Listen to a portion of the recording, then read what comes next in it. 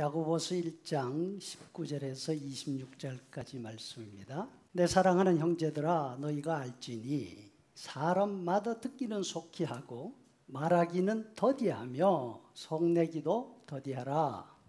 사람이 성내는 것이 하나님의 의를 이루지 못함이라.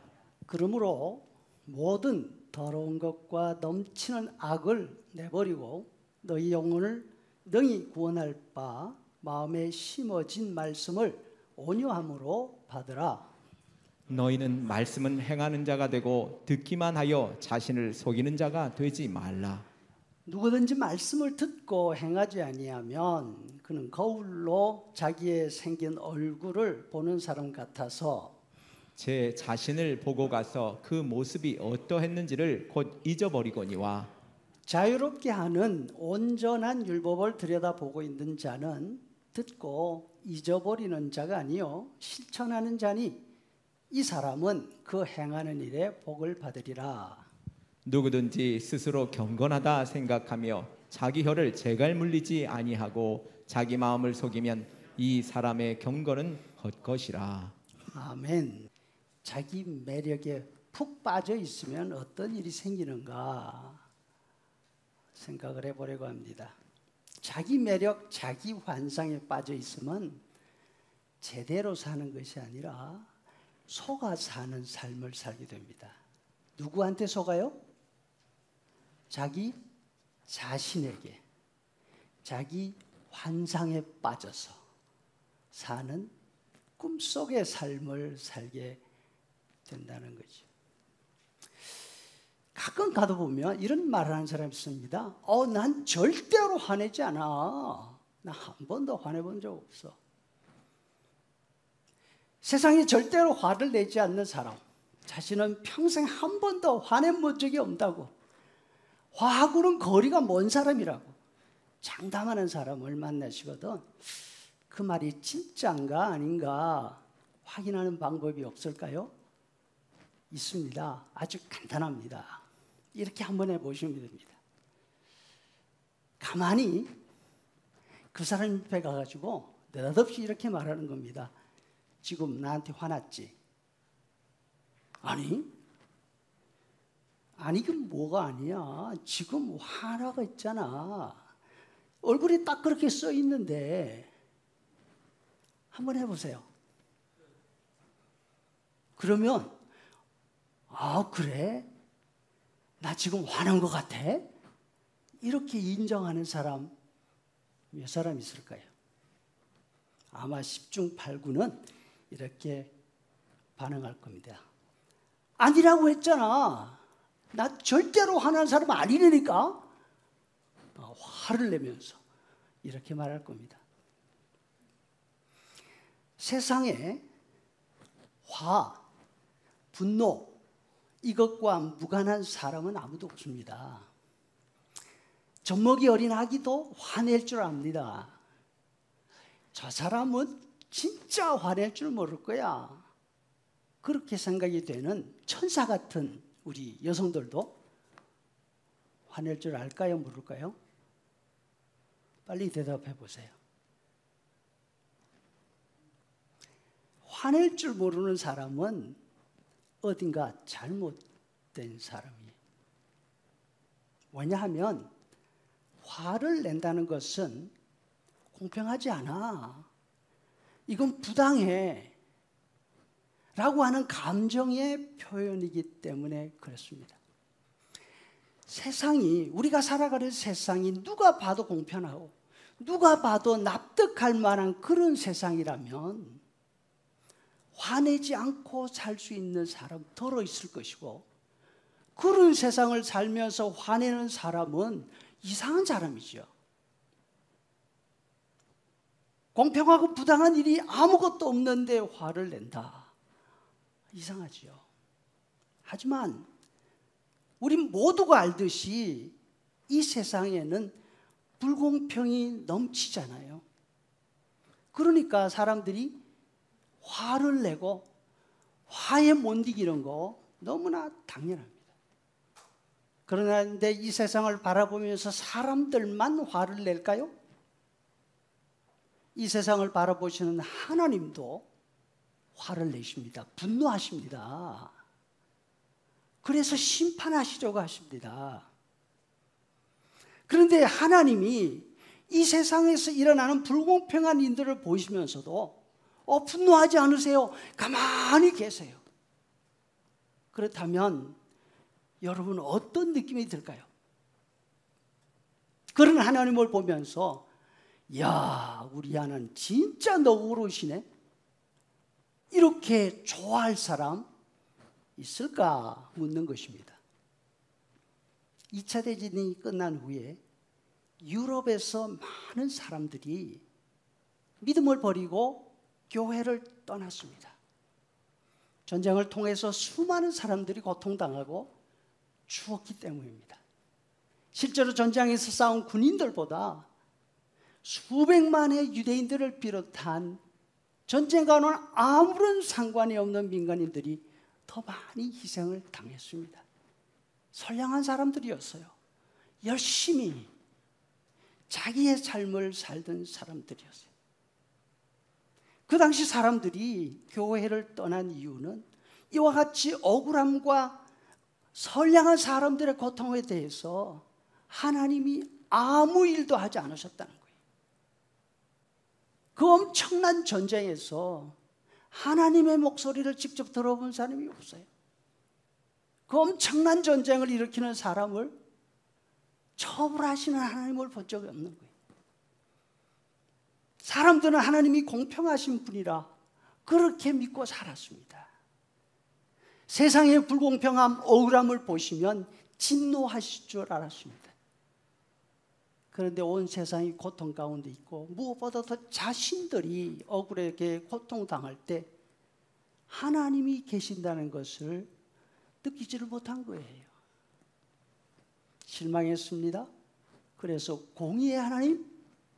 그런 하나님은 없다.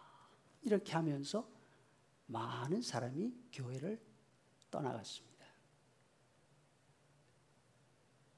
요즘 사람들이 교회를 떠나는 이유가 여러 가지 있지만 한국이나 미국이나 아주 비슷한 감정을 느끼고 있는 것이 아닌가. 세상은 모르지만 교회 안에서라면 하나님의 공의와 하나님의 진노를 느낄 수 있어야 되는데 이곳에서도 없구나. 그래서 실망하는 것이 아닌가 생각을 합니다. 화는 나쁜 것이고 분노는 절제되어야 한다고 믿고 살아왔는데 수많은 사람들이 분노하지 않으시는 하나님 때문에 실망해요. 이 아이러니 아닙니까? 하나님의 분노는 하나님의 공의를 세워 가시는 하나님의 모습입니다. 로마서 1장 18절에서 바울 사도가 아주 단언하고 있습니다. 하나님의 진노가 하나님의 사랑이 아니고 하나님의 진노가 불의로 진리를 막는 사람들의 모든 경건치 않음과 불의에 대하여 하늘로부터 나타나고 있다. 세상 불의에는 반드시 진노가 있어야 됩니다. 이렇게 볼 때 화내는 것, 분노 그 자체는 나쁜 것이 아닙니다. 그런데 20절에 보니까 이렇게 말씀하지 않습니까? 사람이 속내는 것이 하나님의 의를 이루지 못한다. 사람이 속내는 것이 하나님의 의를 이루지 못한다. 여기에서 우리가 무의식 가운데 오해하거나 빼놓는 부분이 하나 있습니다. 이 말씀을 읽으면서 맨 앞에 우리말 번역에서 맨 앞에 나오는 단어가 뭐냐면 사람이 이렇게 돼 있어요. 그렇죠? 그런데 이 사람이라는 말을 빼놓고 읽어요. 그래서 성내는 것은 하나님의 의를 이루지 못한다. 이렇게 읽는 거예요. 근데 성경은 분명히, 야고보 사도는 분명히 누가 성내는 게? 사람이 성내는 것. 사람의 분노가 하나님의 의를 이루지 못한다고. 그런데 사람이라는 말을 빼놓고 성내는 것 그 자체, 분노 그 자체가 마치 하나님과는 아주 거리가 멀어서 하나님의 의를 이루지 못하는 것처럼 말도 하고 이해도 하는 거죠. 그렇지 않습니다. 여기에서 야고보 사도는 화 자체를 이야기하는 것이 아니라 이 화를 두 가지로 나누어서 이야기하고 있습니다. 그렇죠? 하나는 사람의 화, 사람의 분노. 다른 하나는 무엇입니까? 하나님의 분노. 여기서 문제는 하나님의 분노가 문제가 아니라 사람의 분노가 문제가 되는 거지. 하나님의 분노는 하나님에 의해 하나님의 공의를 이루어 가시는, 없어서는 안 되는, 없어서는 이 세상이 존재할 수 없는 하나님의 성품인 것입니다. 앞에서 말했듯이 하나님이 세상 악을 향해서 분노하지 않으신다면, 분노하시고 심판하지 않으신다면 사람들은 실망합니다. 실망의 정도를 넘어서 좌절합니다. 이런 세상 살아서 뭐하냐? 삶을 포기합니다. 그렇지 않으면 스스로 이익을 지키기 위해서 창을 들고 칼을 들고 총을 들잖아요. 세계 곳곳에서 우리가 듣고 보는 일들인 것이죠. 반면 공의를 이루시는 하나님의 분노는 사람들에게 희망을 줍니다. 불의하고 불공평한 세상이지만 살아갈 수 있는 용기를 줍니다. 하나님은 공평하신 분이시다. 지금은 불공평하게 보이더라도 하나님은 반드시 세상 불공정을 심판할 것이다. 희망이죠. 구약 선지자 가운데 한 사람 호박국이 아니고 하박국이라는 분이 있습니다. 이분이 자신이 살고 있는 그 시대를 보면서 하나님께 거칠게 항의합니다. 1장 3절에 보니까 여호와여 어찌하여 내게 죄악을 보게 하시며 패역을 눈으로 보게 하시나이까. 겁탈과 강포가 내 앞에 있고 변론과 분쟁이 일어나나이다. 악인이 의인을 애워쌌으므로 정의가 굽게 행하여 지민이이다. 14절에 가니까 더 끔찍하게 표현합니다. 주께서 어찌하여 사람을 바다의 물고기 같게 하셨습니까? 악인들이 낚시로 그물로 투망으로 잡아 모으고 기뻐하면서 즐거워합니다. 그물을 비우고 또 던져서 또 잡습니다. 하박국은 선지자잖아요. 바르게 살도록 가르치고 바르게 살려고 몸부림치는 사람이지 않습니까? 그런데 이런 모습을 자기 눈앞에서 보고 있습니다. 힘 있는 사람들이 사람들을 마치 바다에서 생선 잡아먹듯이 잡아먹습니다. 그런데 좌절하지 않습니다. 절망하지 않습니다. 손에 칼을 들고 이 세상 내가 가만두지 않을 거야 이러지도 않습니다. 2장 1절에 보니까 내가 내 파수하는 곳에 서며 망루에 서리라. 그가 내게 무엇을 말씀하실까?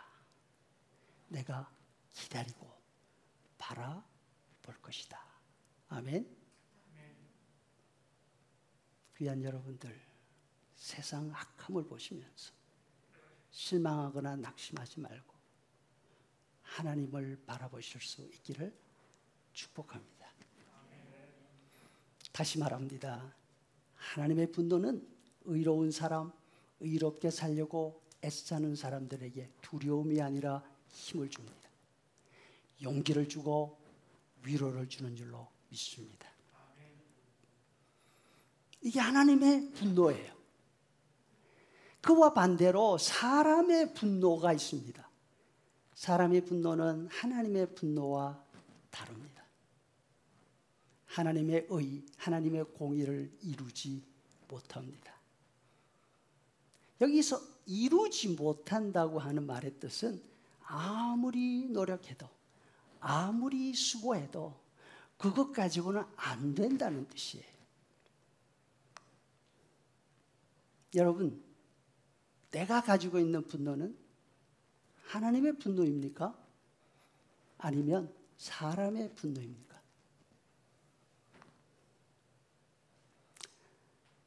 그래서 야고보 사도가 우리에게 말합니다. 19절에 사람마다 듣기는 속히 하고 말하기는 더디하며 무엇도 더디하라? 성내기도 더디하라. 왜? 우리의 분노는 하나님의 분노가 아니라 누구의 분노? 사람의 분노이기 때문에. 아니야, 나는 틀려. 나는 너희들하고 달라. 혹시 이러세요? 그러면 사람마다라고 이야기하셨잖아요. 우리는 하나님이 아니라 사람이니까 누구나 말하고 화내는 것에 어떻게 해야 된다고요? 더디해야 한다. 근데 여기에서 더디하라는 말은 시간을 말하는 게 아니에요. 화를 내는 건 좋은데 즉각적으로 반응하지 말고 좀 여유를 가져. 상대의 말 충분히 다 듣고 난 다음에 화내도 늦지 않아. 이런 뜻이 아니라는 거죠. 이 더디다는 말은 시간이 아니라 의지를 말하는 거예요. 의지. 자제하라. 하지 않으려고 결심해라. 이거예요. 사람들이 흔히 하는 말이 있습니까? 호박에 줄 긋는다고? 수박 되는 거 아니라고. 갯골이 3년 묵혀도 황모가 뭔지 혹시 아세요? 쪽제비 꼬리털이 황모인데 황모가 되지 않는다고. 왜요? 종류가 달라요. 완전히 다른 거예요. 우리가 내는 사람의 분노는 시간을 두고 천천히 점잖게 낸다고 해서 그 화가 하나님의 화로 바뀌지 않아요. 하나님 진노하실 때 천천히 점잖게 하신다고 생각하세요? 하나님답게? 하나님의 진노 무섭지 않습니까? 땅을 그냥 쫙 갈라버리잖아요. 하늘에서 원자폭탄보다 무서운 유황불이 그냥 떨어지게 하잖아요. 하나님 천천히 점잖게 화나시지 않으세요?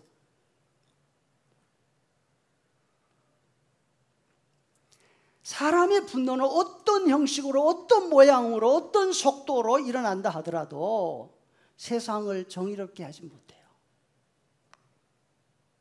결국은 다툼과 싸움으로 이어지게 돼 있는 거죠. 근데 분노는 다 같은 분노인데 왜 사람의 분노는 이런 결과를 가져오게 될까? 그 이유는 우리 사람들의 분노 자체가 기울어져 있기 때문에 그래요. 그 기준이 기울어져 있고 요즘 흔히 잘하는 말대로 기울어진 운동장이라서 그런 거죠. 그래서 사람들의 기준은 기승전. 그 다음에 뭐예요? 기승전나. 이렇게 되는 거예요. 왜? 운동장 자체가 내 쪽으로 기울어져 있어요. 세상이 무너져도 이건 나 쪽으로 오게 돼 있어요. 우리가 가지고 있는 정의감, 우리가 옳다고 생각하는 그 기준은 하나님의 기준과 다르죠. 스스로는 마치 하나님의 대리자인 것처럼 생각하고 하나님의 대리자인 것처럼 말도 하고 판단도 하지만 우리가 가지고 있는 정의감은 내 이익과 내 손해 거기에 딱 달려있는 거죠. 나한테 이익이 되면 옳고 나한테 손해가 되면 천하에 없는 것이라도 내가 받아들일 수가 없어요. 만약에 이 기준 위에 세상 질서가 세워진다면 어떻게 될까요? 만인 대 만인의 전쟁이에요. 지옥이에요. 그래서 하나님의 공의 필요한 거죠. 21절에서 이렇게 결론 내리세요. 사람의 분노는 모두 하나 빠짐없이 다 더러운 것이다. 다 넘치는 악이다. 그래서 다 내어버려야 한다. 그리스 신화에 보면 나르시스라는 청년이 나옵니다. 신화 이야기하니까 또 눈이 반짝 떠지시는데 여러분 이거 성경 이야기 아니에요. 신화 이야기예요. 너무나 잘생긴 청년입니다. 그리스에 있는 여성들이 사람이건 요정이건 가리지 않고 나르시스에게 반해서 나르시스 뒤만 따라다닙니다. 그 가운데 에코라고 하는 요정이 있었습니다. 그림자처럼 나르시스를 따라다니면서 사랑을 호소하지만 나르시스는 눈길 한번 주지 않습니다. 나르시스, 당신은 왜 나를 못 뻗쳐가시나요? 오 나르시스, 나를 좀 봐주세요. 근데 여러분 에코가 뭐예요? 마이크 잘 쓰시는 분들 에코 난다 그러잖아요. 그게 뭐예요? 울림이잖아요. 산울림, 다른 말로 메아리예요. 메아리. 그러니까 이 에코가 하는 말은 이렇게 들리는 거예요. 나를 좀 봐주세요. 요 이렇게 되는 거예요. 에코의 말이 끝없이 메아리쳐요. 끝없이. 근데 나르시스는 관심이 없어요. 메아리의 애절한 목소리가 올림푸스 전체에 울립니다. 나를 좀 봐주세요. 하는 거예요. 올림푸스에 살고 있는 신들이 시끄러워 살 수가 없어. 화가 났습니다. 너무나 잘나서 자기밖에 모르는 남에게 눈길을 한 번 주지 않는 저 나르시스 놈 그냥 두면 안 되겠다. 신들 가운데 복수의 여신 네메시스가 나섰습니다. 그래, 너는 너밖에 모르지. 그래, 네가 바라는 대로 네 자신만 찾아보며 살 수 있게 내가 만들어주지. 여러분 혹시 자기가 가장 잘났다는 생각 드세요? 그러면 아차하면 자신만 바라보며 사는 일이 생겨요. 어느 날 나르시스가 연못가에 갔습니다. 물을 마시라고 엎드리는데 물에 뭐가 비쳤습니까? 자기 모습이 비쳤어요. 너무나 잘생겼습니다. 홀딱 반하고 말았어요. 이야, 세상에 이렇게 잘생긴 사람이 있어?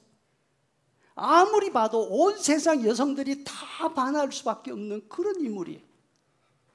한번 만져보고 싶습니다. 조심스럽게 손을 갖다 댔습니다. 그런데 손을 대자마자 물에 비친 그 잘생긴 모습이 어떻게 됐을까요? 없어져 버렸어요. 큰일 났어요.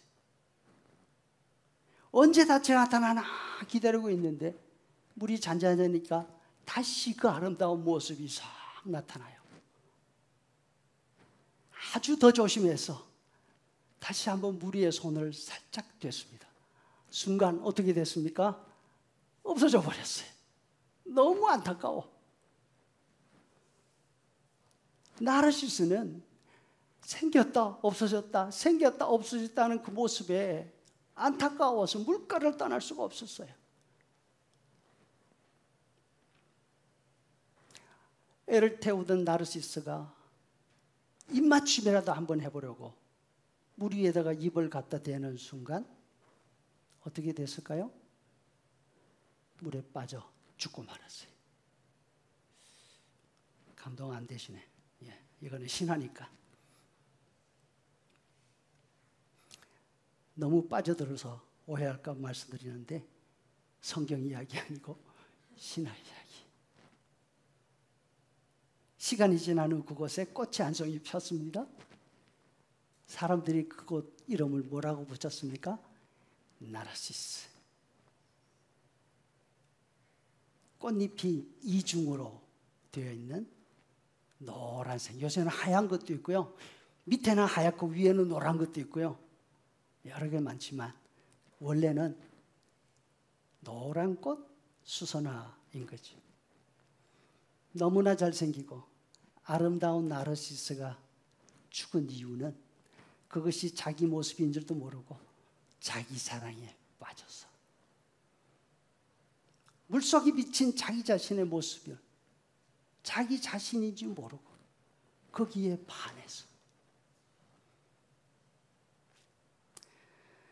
여러분, 우리 주변에도 자기 사랑에 푹 빠져서 사는 사람이 있습니다. 그런 사람을 뭐라고 부르죠?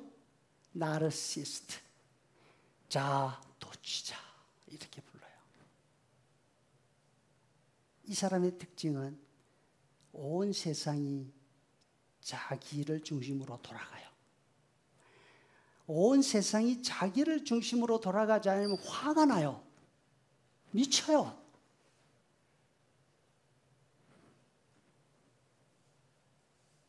자신이 다른 누구보다도 지나치게 뛰어나다고 생각해요. 자신의 기준이 절대적이에요. 자신의 판단은 언제나 옳아요.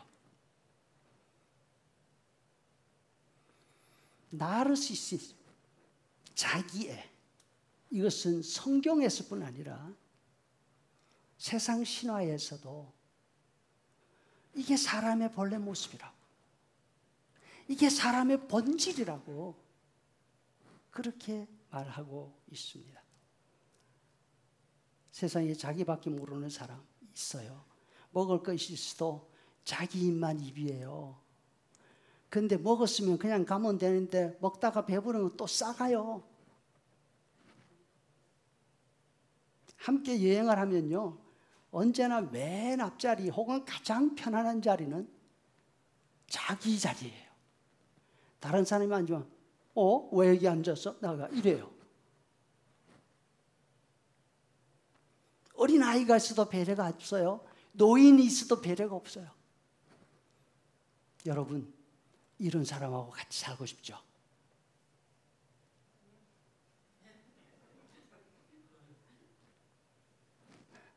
싫지요? 질색이지. 그런데 문제는 이것이 바로 우리 모두의 실제 모습이라는 데 있습니다.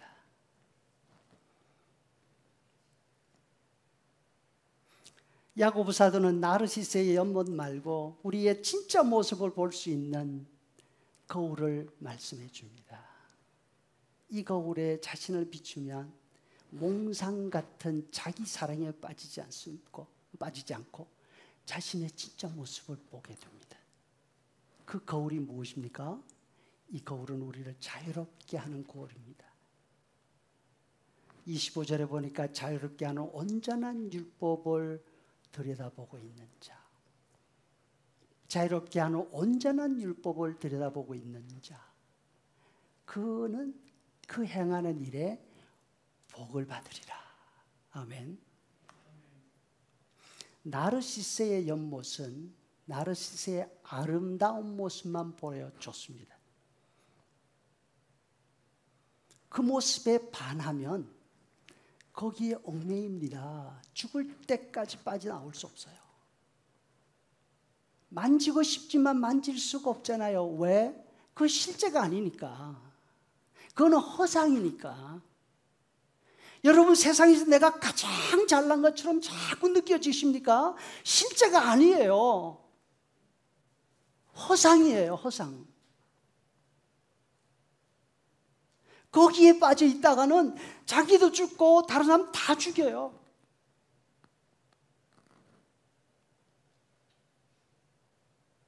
하지만 우리를 모든 사람이 빠져나올 수 없는 이 허상에서 자유롭게 해방시켜 줄 수 있는 거울이 있어요.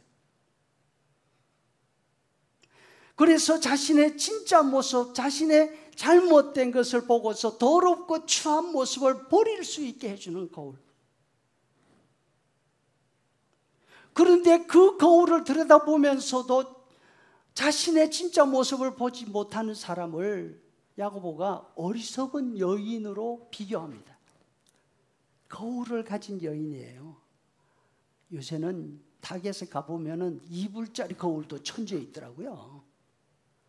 그런데 고대 사회에서는 거울은 이렇게 아무나 가질 수 있는 거울이 아니었어요.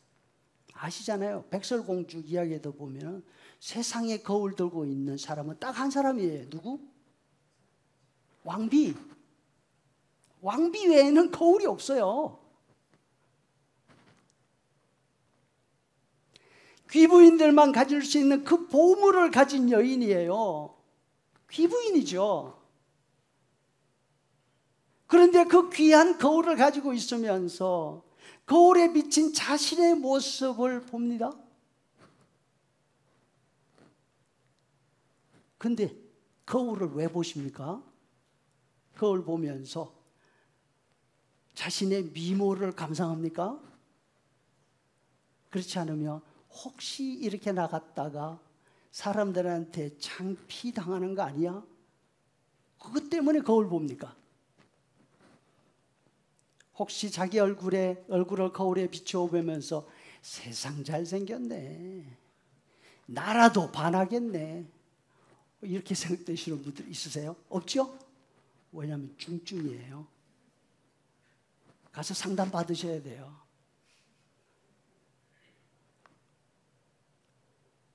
그런데 그 비싼 왕비밖에 가질 수 없는 거울을 들고서 자신의 모습을 비춰보고서는 잘못된 모습 체크하지 않아요. 체크하지 않고 냅다 나가는데 바빠요.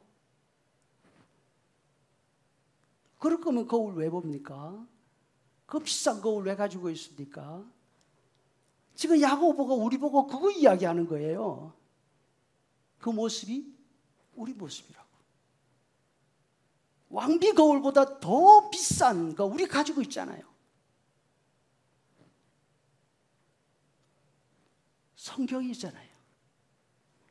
성경을 잘 압니다. 뼛속에 박혀 있다고 할 정도로 잘 알고 있죠. 그런데 성경이라는 거울 속에 비치는 내 모습은 관심이 없어요. 나르시스처럼 자기 자신에게 반해서 거기에 도취되어 있어요. 이런 우리에게 야고보가 권하지 않습니까? 21절, 그러므로 마음에 심어진 말씀을 온유함으로 받으라. 왜냐하면 그것이 너희 영혼을 능히 구원하시기 때문에.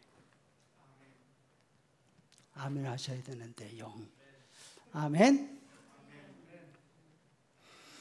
야고보 사도가 점잖게 말하지만 지금 우리 보고 꾸중하는 거예요. 아세요? 야고보 사도가 보기에 신자들이 지금 그 모습이에요.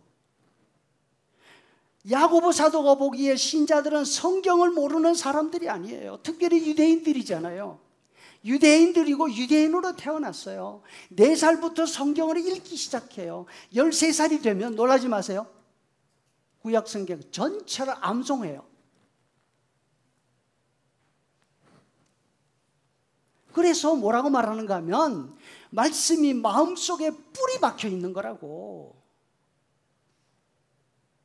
그런데 문제는 통째로 암송하고 있는 이 말씀에 주의를 기울이지 않아요. 온유함으로 겸손한 자세로 그 말씀을 받을 마음 자세가 되어 있지 않아요. 바보 같은 여인이에요. 진정한 믿음의 변화는 어디에서 시작됩니까? 이미 알고 있는 하나님의 말씀을 온유한 마음으로 겸손한 자세로 받는 데서 시작이 되는 줄로 믿습니다. 새로운 내용을 배우는 거 필요해요. 하지만 이미 알고 있는 말씀에 나 자신을 비추어 보는 거죠. 잘못된 부분을 발견하고 고쳐나가는 것이 믿음의 자세이죠. 이런 의미에서 19절에 듣기는 속히 하고 말하기는 더디하며 속내기도 더디하라, 이 말씀입니다. 그런데 우리는 이 말씀을 침묵은 금이요 웅변은 음이다, 이렇게 말은 안 하는 게 상수야, 이렇게 이해를 하는 거죠. 그런데 상대방의 말을 천천히 듣는 게 중요한 게 아니라 우리가 속히 들어야 하는 그 말의 대상이 뭐죠? 하나님의 말씀이에요. 사람의 말이 아니고, 아내의 말이 아니고, 남편의 말. 그렇다고 부부간의 말을 듣지 말라는 것도 아니고. 그러면 말하는 건 뭡니까? 화나는 것이 무엇입니까? 자기 매력에 푹 빠져 있는 거예요. 자기 환상 속에 반해가지고 있는 거예요. 이게 화나고 있는 거예요. 왜? 반드시 성질내게 돼 있거든요. 불쑥 올라오는 화가 아니라 냉철한 판단으로 하는 말이라 하더라도 그것이 내 중심, 내 기준에서 하는 말이라면 그것이 분노예요. 그것이 사람을 화내는 거예요. 익히 알고 있는 성경 말씀을 귀 기울여 들으려고 몸부림칠 수 있기를 바랍니다. 새로운 거 배우고 새로운 지식 알고 있다고 자랑하기보다 어릴 때부터 들어왔던 하나님의 말씀, 그것을 다시 되새기면서 그 속에서 우리의 모습을 발견할 수 있기를 원합니다. 그리고 이번 한 주간 많이 말고 딱 한 가지, 아니면 딱 두 가지, 그것을 실천하는 복된 시간들이 되기를 간절히 소원합니다. 아멘.